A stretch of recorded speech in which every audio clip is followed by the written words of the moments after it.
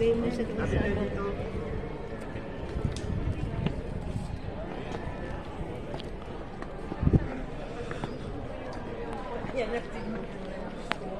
Ito po yung wine press. Okay, so ito yung wine press.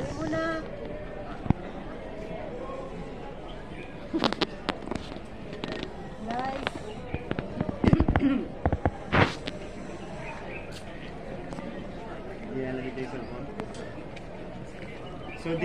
So this is one of the evidence that this place is a garden. Kasi normally the Jewish orchard or garden, typically merong wine press at saka merong olive press. So mayroon tayong water cistern para susupply ng water sa area. And then kapag ka merong supply ng water, you can grow plants. So nakapag-grow sila ng grapes dito. Bakit? Kasi merong wine press.